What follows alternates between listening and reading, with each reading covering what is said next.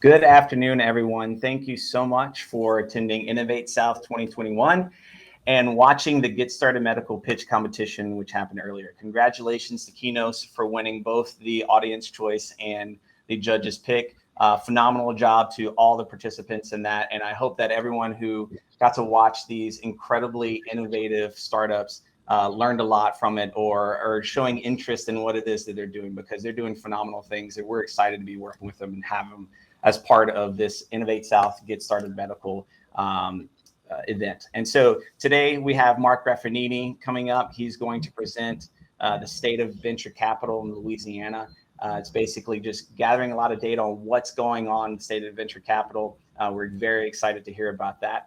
And so Mark is the founder of Cara Stone LLP, a law firm helping early stage and growth companies with a variety of transactions. He has become one of the most active players in the venture and angel capital industry outside of Silicon Valley over the last 10 plus years. As a lawyer, Mark has led over $1 billion in angel and venture financing across hundreds of deals, and he has led over $1 billion for growth companies over the last several years. He is the principal author of the Louisiana Venture and Angel Capital Report, which is expanded to other states and which can be accessed at vc.carastone.com. He joined Callais Capital Ventures as a partner in 2019 and is now a venture capital partner as well. Mark, thank you so much for joining us here today. Feel free to take it away. All right, thank you. Thank you, all the sponsors and Dustin, OM, everyone. Really appreciate the opportunity. Let me try to get here to my presentation. Give me 1 second. Gotta get the right screen up here. All right, I think I got it. You'd think I know how to do this by now.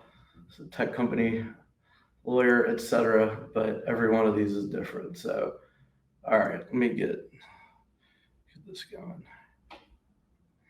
All right, I think we're in business now. So, I was just telling Dustin before I came on that I love doing this speech. So or presentation rather.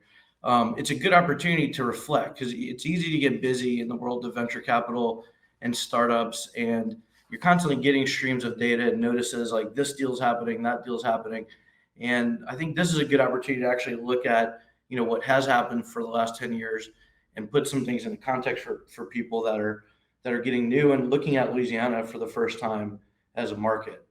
And we should be proud in Louisiana, and we should be talking about ourselves quite a bit more. So in the last 10 years, there's been a pretty staggering amount of activity and growth in the venture capital space. There's been over 269 bona fide, what I consider VC rounds or deals. There's been well over $1 billion of capital raised, and it's a growing industry. I think it's the future of the state. I think that's undoubtedly the case. And, I've made a lot of life choices betting on that I think have paid off well, some of which I'll put into context hopefully today. But, as an industry, all the people here are involved in the startup or entrepreneurial industry in some way, shape, or form. And if you were looking at kind of the market as a barometer for whether or not we're succeeding, I think undoubtedly the case is so. And this was not always the case. 10 years ago, when I moved back to Louisiana from Silicon Valley, there was very little in the way of true angel or venture capital activity. And it took a lot of mold breaking actually to get where we are today. And that brings me to this. You guys have probably seen all the recent announcements. So you've seen that Lucid exited for $1 billion, Level Set exited for $500 million. There are companies like Ready Responders that are raising tremendous rounds. And there's big stuff happening here. So I'm proud to say that all of these exits are either former clients, current clients, or we represent investors in them. We've had a front row seat to the explosion and the wealth creation that's been occurring in the venture capital industry of Louisiana. And I'm proud to say that I feel vindicated. So in 2010, when I first moved here, I tried to pitch a lot of, really big law firms about the idea that maybe the future of the state was going to be in the venture capital world. And I really wasn't believed at the time. In fact, there were firms that were telling me things like, that sounds interesting. We like to do pro bono things and help these little companies, but we represent real companies like railroads. I said I'm not long on railroads, but I am long on software technology, and that's really the genesis of this law firm. So in 2010, I went to a pitch event and I met Patrick Comer, the founder of Lucid, and I pitched him basically on helping do the legal work to set that company up, to kind of be the company that helped break the mold in Louisiana from structuring things like partnerships, kind of like restaurants or energy services, and take a more Silicon Valley approach. And really, I think since that time, the number of deals exploded, and it kind of verifies. And, it was a big decision really to go out on a limb and bet that the future companies of Louisiana that were going to create billion-dollar plus exits were going to be these kinds of tech companies. And I'm happy to say that I was right, but it's been a very scary thing since then. But just to put this into perspective, if you were an investor and you had been investing in Cara Stone clients or the deals our investor clients were investing in, you would have experienced a tremendous amount of wealth creation over the last several years. And that's not something that was easily said before a few years ago. So, not only has the firm helped over 450 companies or individual venture transactions take place in Louisiana and outside across the country, we've done over $1.5 billion worth of exits in that period of time too. And the important thing, I think, to keep in mind for the future is which groups are going to continue to have access to these, because a lot of these early, a lot of the exits that have happened that basically started about 10 years ago, they didn't have access to a lot of Louisiana investors. The situation has improved. As Destin mentioned, I'm a partner in a venture capital fund that believes that this is a key thing for our state to look at. And we've seen it happen in energy services before, where a lot of the people that build the businesses that create wealth end up, supporting and giving big returns to a lot of out-of-state funds that invest. And it's important that we start building and increasing our capacity in Louisiana to have those kinds of investment funds and build that expertise in the state. And that's what I view as kind of my next most important mission for the next 10 years. The first 10 was helping people understand that we could do the same kinds of deals that were happening in Silicon Valley. We could modernize the way we were structuring these kinds of investment deals. We could translate the kinds of returns that people get in these to the things that they were seeing locally. And I believe that that's been a success. And the future now is about how do we get from the next point, to the next point where we're self-sustaining and the investors locally are putting in the next round. And I think that we have the next crop here that are fully supported by local investors. I'm happy to be a part of that as well. So if you're evaluating Louisiana as a market, I think it's important here that I think this is one of the most sophisticated venture capital markets outside of Silicon Valley right now. And I think that there's also a lot of opportunity. In fact, it may be easier in some ways if you're a top performing company to get funded and to exit here versus in a much more crowded market like in Texas, Georgia, or elsewhere. And that's my prediction for the future. So just to give you some perspective about the total number of deals and things like that that go on in Louisiana at a venture level. So, think of this as like deals above $1 million in any given round or more. It usually hovers between this 20 and 35 range. Okay, so that's the number of companies that are getting what I think of as a kind of a bona fide venture capital deal done, which isn't a ton, right? That's not a ton compared to some markets, but for our size state, it's a lot. So if you compare us to other states like Missouri, Georgia, Texas, Alabama, Tennessee, Ohio, I would argue we're one of the top performers because we have a much smaller population size, but we are seeing big deal volumes. We're seeing a lot of deals get done, and we're seeing a lot of exits. And I think that that's important to keep in mind if you're a company that's outside trying to look for capital in a place like Louisiana, like a lot of the companies that pitched today. You have to ask yourself, are your chances of getting funded here better than they might be somewhere else? I think that most companies these days are not getting funded only by investors in one state. Almost every deal of a big size that we do not only have multiple investors from multiple cities within a singular state, but they have lots of different funds from other places around the country. So syndication is the norm. It's here to stay. It's increasing. And the smartest companies in the country are stacking capital in whatever way they can find it, where they maintain the most control and they maintain the most ability to control their success. For 2021, we're already at like 21 deals or something like that. I think the highest number we've put in the past is about 34. I'm almost certain we're going to surpass this easily. I think just our firm alone has enough in progress between now and the end of the year to close it out at a higher number. Now, again, this stat that I'm giving here doesn't necessarily include all the angel and seed deals that happen. That almost doubles this or more when you add those kinds of deals in there. So this is, not quite all the deals in the market, but it's a significant representation. Another key thing to note here, I want you to see how the graph goes up, down, up, down, up, down. There are fluctuations in the number of deals per year. Sometimes a bunch of companies are getting funded.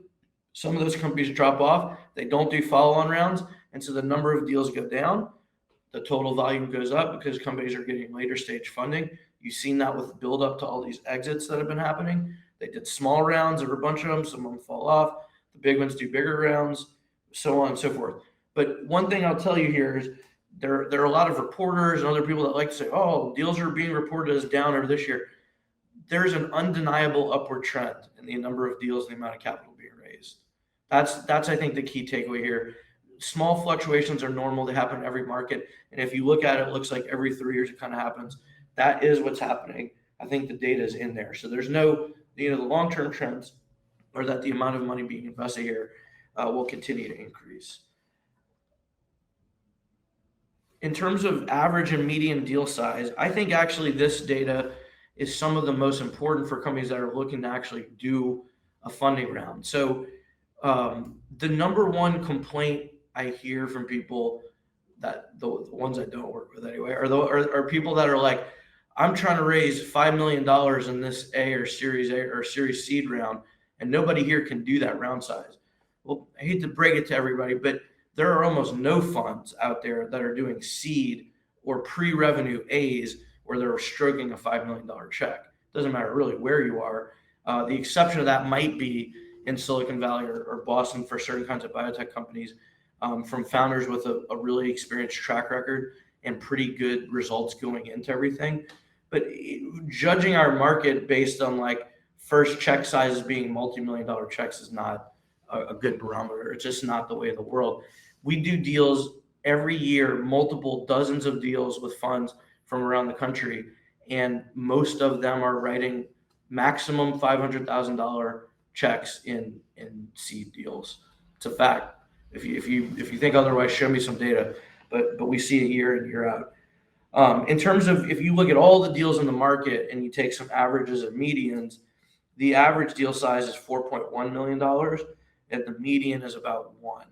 And I think one's about right. I think a lot of seeds happen in a couple stages. So maybe seed 1 is in that 250 to 500 range. Seed 2 is in that 250 to 500 range for a total seed of 1. And then you tend to see A's in the 1 to 3 range. And then you tend to see B's that most of the time for us, fortunately, our clients are exponential at B. So seed and A is pretty hard, but if you do well and you're a top performer through seed and A, your B is gonna be what does it. That's usually the biggest increase in valuation is usually between seed and A, 100%, and the next is between A and B. After that, most of these exits are still at pretty good multiples, but nothing like if you get into these deals early. A lot of the companies here that we're presenting today were in either biotech or medical devices. In medical devices, the average is higher than the overall market average. So the average deal size is about 6.6 million. And I think that makes sense, right? The ones that have lower ones are things like mobile apps and SaaS. So software companies, it's a little bit less costly, as everyone knows, to commercialize and things like that. But if you're going out to raise a round and you don't have advisors who know what check size of people really write, it's going to be virtually impossible for you to succeed in raising money. So to succeed, it's important that you're consulting sources that have hundreds of data points, 4 data points a year, 5 data points a year. I know this one guy that did this, or I know this one woman founder who was able to raise this. This is not a sufficient database fundraising strategy, in my opinion. So get out there, talk to people in your market that research this stuff religiously, that whose livelihoods depend on it. You'll figure out how to right size your round. I believe, because I helped do it from the very start here, you can convince lots of local investors to invest in your tech companies if you're appropriately matching your milestones and your story to how much you're asking from people. You also need to have a good understanding, I think, of how wealthy people allocate their investment resources. So if you think of someone with $100 million in investable net worth, like let's say one of these founders takes home $100 million from one of these exits. I don't know the numbers. I'm not saying that's what they are. Most of the financial advisors they're going to talk to are going to tell them at a maximum level of that 100 million, invest no more than 10 million total in all things that aren't real estate or public equities. They're not going to write $1 million check to your company. That's a 1 out of 10 bet, and that would be pretty crazy. They would probably prefer to invest in a fund or some kind of other vehicle that does a lot smaller, or they would take an angel strategy where they write much smaller checks along a larger range of companies. So, if you're assuming that every wealthy person you meet is going to write a check of $500,000 to $1 million, it's just not the case. It's often much smaller. So again, name of the game is putting together your round most successfully. And by the way, this lesson is not unique here. The same problems exist everywhere. I spent a ton of time in St. Louis. I'm very active there as well. Every company says it's hard to raise money. There is not one company that's running around saying it's so easy to raise money here, I can barely stand it, right? Every company in every place, including Silicon Valley, where I've spent a lot of time of my life, is one of those places.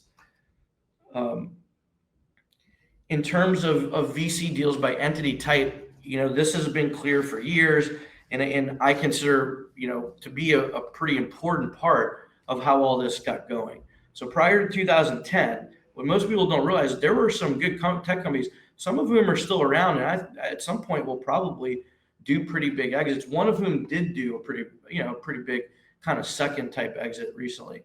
And those were basically set up as LLCs. They had a totally non-traditional structure by Silicon Valley standards. They had a very traditional kind of Louisiana services business or oil field services tech kind of company structure. They looked a lot like the restaurant or hotel group clients that we set up. That wasn't translating well, frankly, to a lot of local investor markets. And it definitely wasn't translating at all to out-of-state investors. This also happens in other markets. There is still somewhat of an education gap about how you set this stuff up, how you orient your pitch deck and your fundraise to your milestones and your structures, and then how to get the right kinds of employee things in place so that they're incentivized and that the company is doing what it needs to do. And the vast majority of the companies that are getting funded in the venture capital context here are corporations, and they take a Silicon Valley approach. And there's a specific methodology about getting that. It's going to be very hard to raise money if you're doing, things like putting all your IP into holding companies and all kinds of stuff that I used to see. And I attribute some of the changes in the market to investors going, okay, this makes more sense. That's how they do it in these other places. That makes sense. That was the feedback in a lot of those early deals that I've mentioned that have now gone on to become unicorns and kind of set the standard. But that's the genesis here. But look, you still see a lot of these kind of structures in place. And I think it excludes you from certain types of investors. So in any given year on this point, by the way, we do I would say 10 to 12 kind of LLC to corporate cleanup conversions where investors say, I like the company, but it's time to get serious. And that only really hurts the founder, because one of the biggest benefits of being a corporation is that at that big exit event, if you've been a corporate form long enough and you're a founder and you've owned the stock of that corporation long enough, you get to exclude up to $10 million worth of taxes so you pay no taxes on $10 million of that gain. And that's hard to beat. That's like one of the only free rides under the tax code you can get.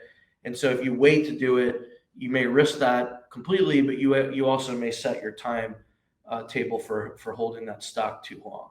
So think about that as you're going out there. And then same thing, there's a market for this stuff. Some people know the terms that are going to be accepted. Some people don't. I'm a firm believer that as long as you're talking to the right people in the right places where you're fundraising, you can figure out what people are going for and what they're not. And you can, quickly determine if your company is fundable by what groups. there's not a one size fits all strategy here. It's not only venture backed companies, by the way, that raise money. There are a lot of really great entrepreneurial businesses that themselves have major exits that we don't even cover here that are done in a more traditional fashion. So in terms of industry, I mean, the companies participating in the pitch event will be happy to know that I think if you combine the medical device companies and some of the other, healthcare related stuff, that's one of the leading categories. So in fact, I think we peg biotech as almost 49% of deal volume, 19% of capital raised. Medical devices is closer to 49% or 43% of deal volume. And then the next is SaaS and mobile tech, which if you combine those two is the leader with not quite half, but close to half of the deal volume. What does this mean for the leaders of our state and other people like yourselves supporting all this? In my opinion, what it means is that we've got to really play where the future is and where the status quo investment market's supporting.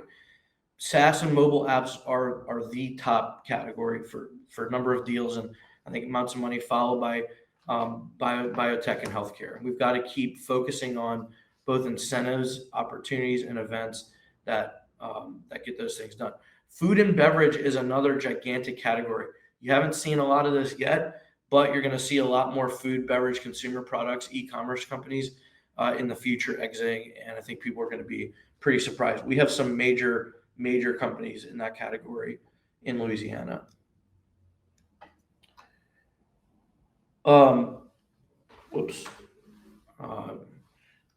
Messed up the show on my fun crawfish. So in terms of the cities that are involved, New Orleans might not surprise people, but New Orleans has had technically the most deals. Lafayette, though, has had some significant exits and is continuing to have some significant exits. I think the highlight I always think is important about this side is that companies in 33 cities in Louisiana are represented in our numbers. I can also say with certainty that investors around the state are participating in deals. This is one of the bright categories, in my opinion, for Louisiana business in terms of how much intercity cooperation and cross-pollination there is. So I think that's a positive. I think that it's overlooked. There are a lot of areas in business and politics in the state of Louisiana, just like everywhere, where there are different constituencies that aren't necessarily talking with one another. I think it's testament to something that we're all doing, which is that we are all talking with one another. We're all trying to support each other. We're trying to attract these great companies that have pitched, here today to come to Louisiana. And you should know that I think wherever you are, whatever city best suits you and your business for success, you're going to be supported in Louisiana, and that's key. All right, so now here's my triumphant crawfish here. So, like I said before, I continue to remain bullish, and in fact, I think I'm probably more positive about the future than ever, because the number one hardest thing that I think there used to be is people saying, well, I mean, if all these companies are so great, how come nobody's making money on them? And the jury is in. People are making money on them. It's just hard to be in all of the companies that have been the ones that have been successful, because it takes a lot of work and it takes a lot of discernment. These are not things that you can really read a book on. There's decades and hundreds of just like individual things that go in to a company, not only raising money, but ultimately being successful.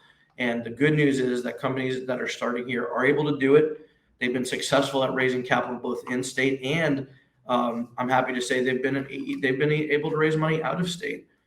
Where we need to succeed for the future of Louisiana is giving companies a solid base of local investors to help catalyze and control the terms, give those founders more support to be able to keep the companies here and locate here, and then also give them the practical experience they need to succeed. Because I don't think that the lessons learned from Facebook and Google and some of these other companies that have reached their heights are the wave of the future. The next future of companies in America that are going to be big are going to be doing the things that we saw about today, improving medical devices. They're going to be doing things like improving industrial and energy services and construction services.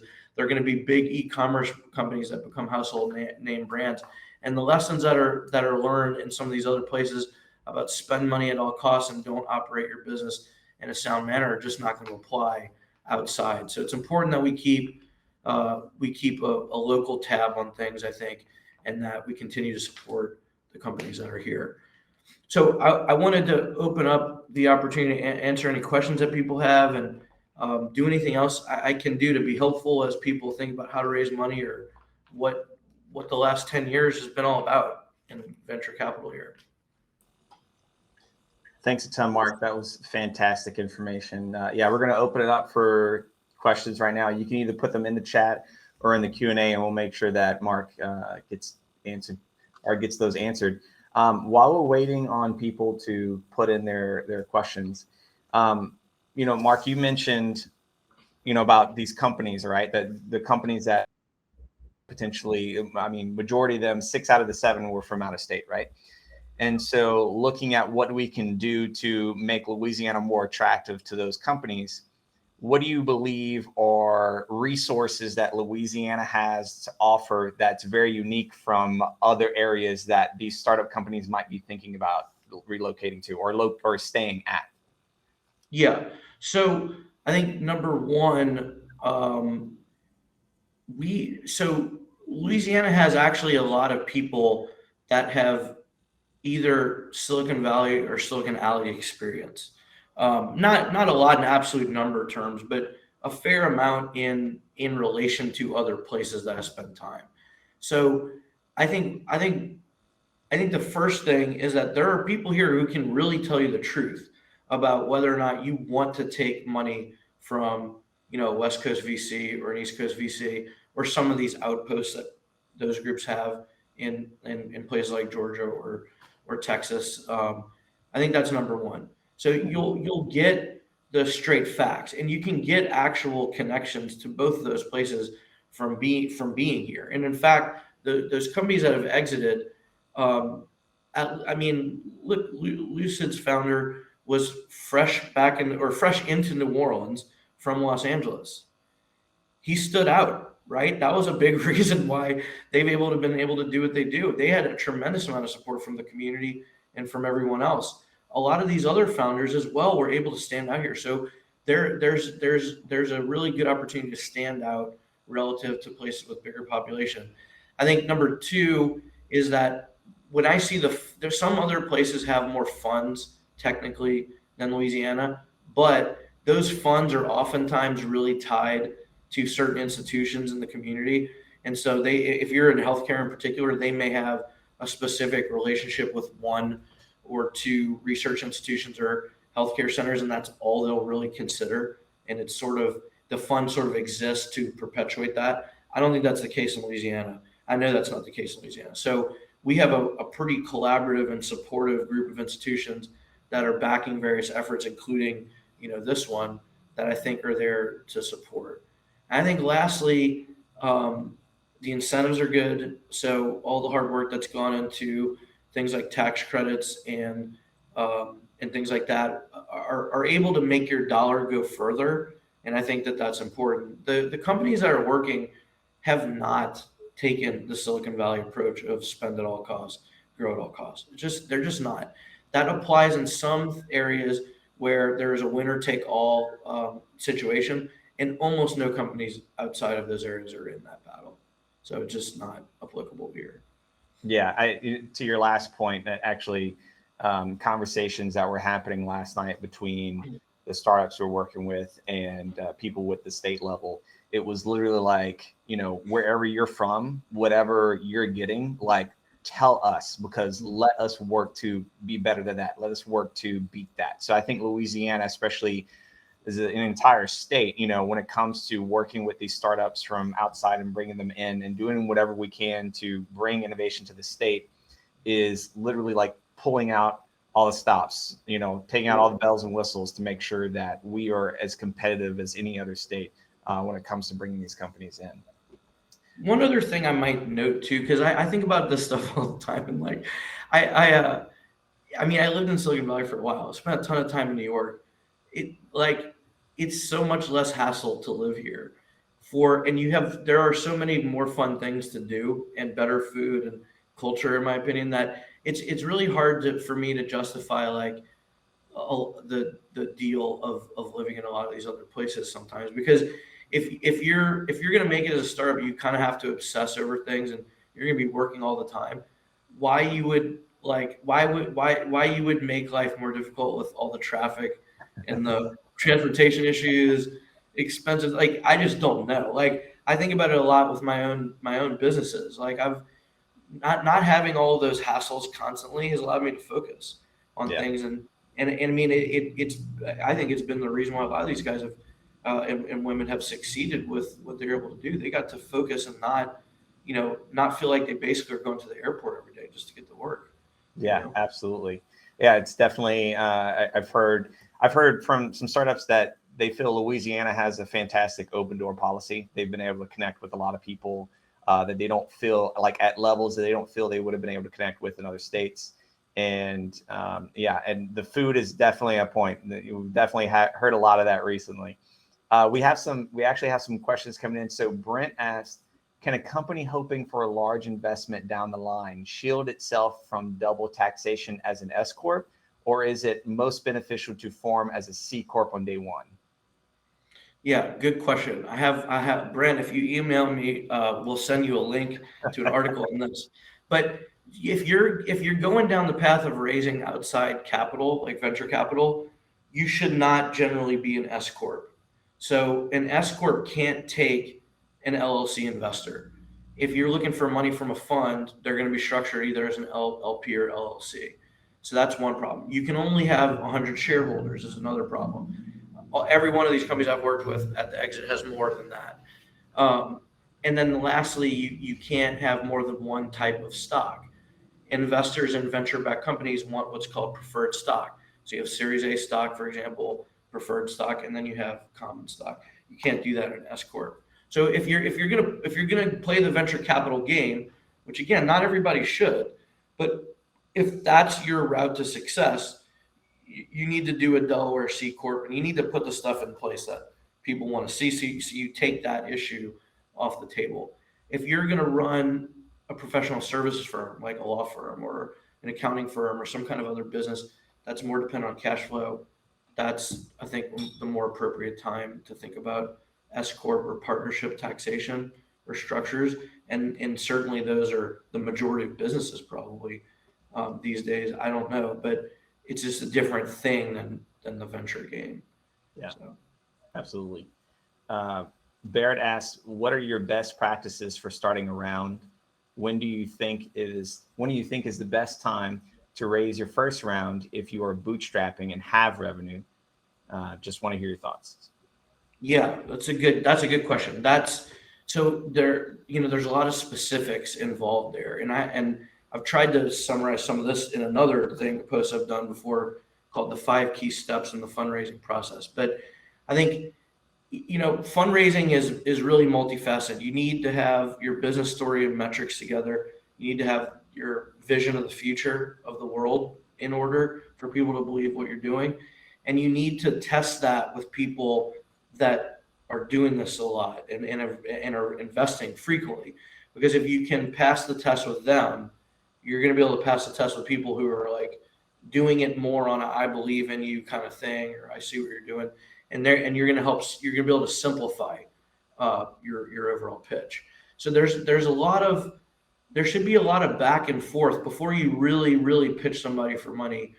You kind of need to put on your thick skin, and you need to go talk to a bunch of people and pitch them and get the feedback. And you can't go change every direction every time, but you're going to have to find the good in what people are telling you, reject the bad, synthesize it, and then you're kind of ready. And then you're going to do your first pitch, and then you're just going to change all over again. You're like, man, I didn't see that coming. Like, I didn't see those questions coming. So it's an evolving process. Here are some numbers that might be helpful. For companies to raise a significant Series A, most of the time, they need $1 million ARR or more in a healthcare biotech environment. So if you're like a SaaS or mobile app company and you're trying to raise money, you need to do a Series A of $1 to $3 or $1 to $8 million companies are in the $1 to $5 million range a lot of times around here.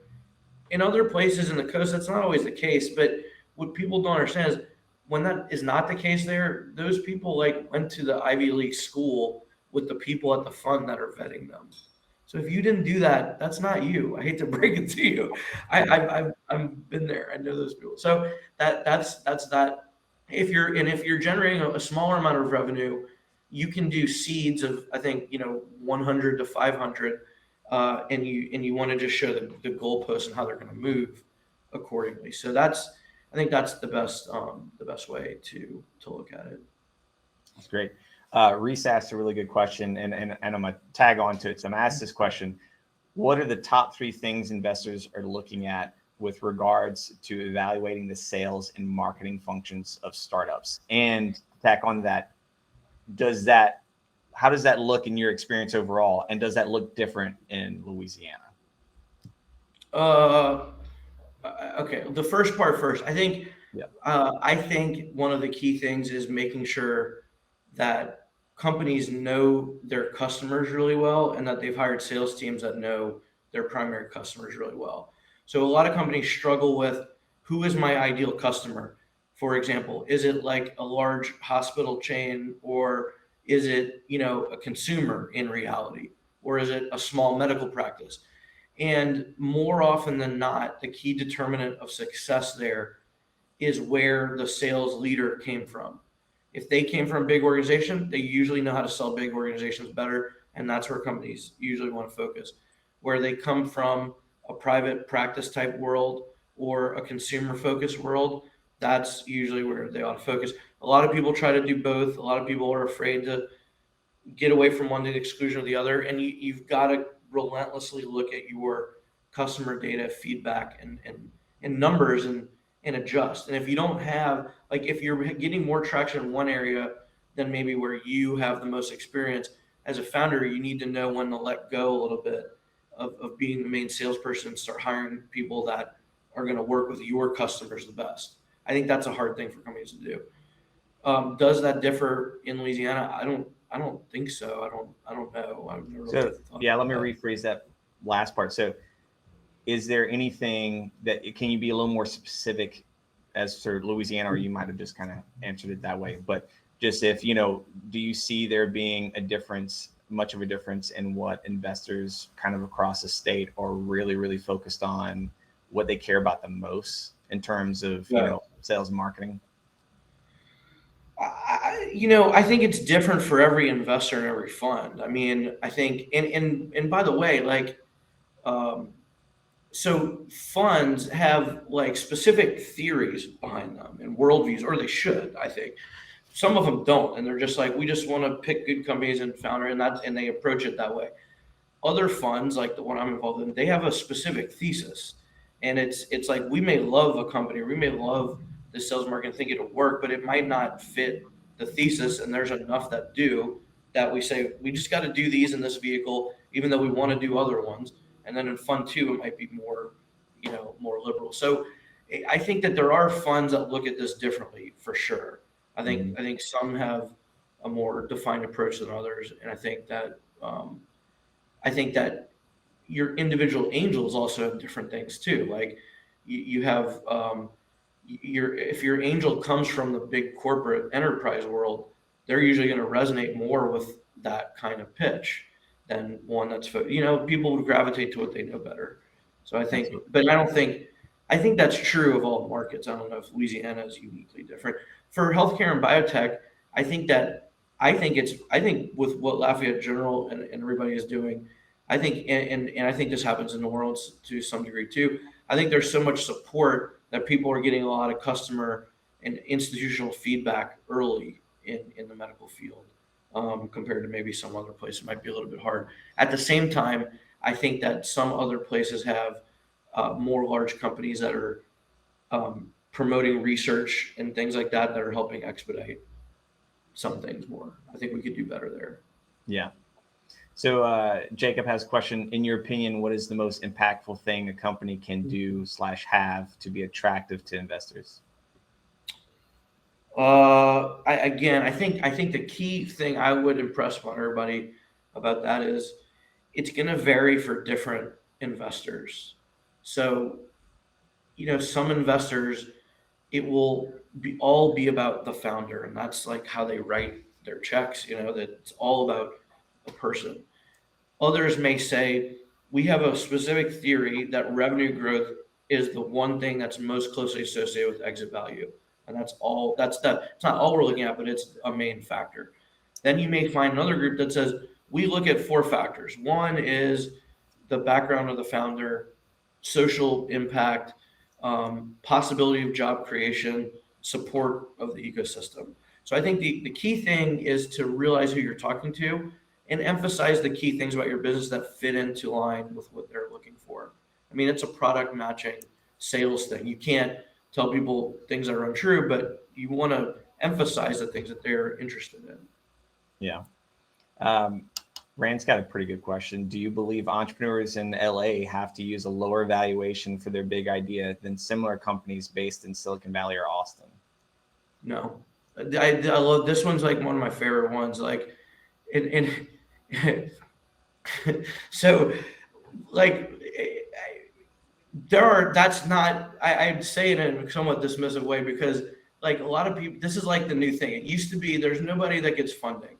The new thing is like, yeah, but if you get funding here, your valuation's terrible because here's what I'll say. There are a lot of really bad investors in other markets. And there are a lot of companies that are failing in other markets. So there are companies here that have like way more revenue and they have way less funding and it was at a lower valuation than a company like in Texas, right? I see that all the time. And the one in Texas gets gobbled up by the one in Louisiana. That's what happens. And then the one in Georgia may not be around in 6 to 8 months because they have basically, a flavor of the moment type VC behind the wheel there who's encouraging them to do things that they're reading about on Silicon Valley tech blogs that don't make sense. Not that many people are publishing playbooks about how to succeed, right? Because they want their companies to succeed. So what you hear and read about in terms of how to look at all this stuff may not be the reality. I think that's more and more the case. So I think while yes, you find counter examples of people with higher valuations in other places that underperform Louisiana, I think from a return profile, the gains at the end are made up most of the time so much more. Like it's crazy. And like I don't know, it's nuts to me. And look, it's not always the case. Like when I look at some of the exits recently, I have to scratch my head because like the company that acquired Levelset has an annual revenue of 400 million. Waiter has half that. That company is worth like billions of dollars in the market. Waiter's worth whatever Waiter's market cap. That doesn't make any sense. But sometimes these things happen. Sometimes differences in valuation happen for different reasons across the markets. But the most important thing is what's your appreciation between seed and A in the exit. So if you're growing like the ones that are winning here, your valuation in the beginning didn't materially affect your bank account. That's my view on it.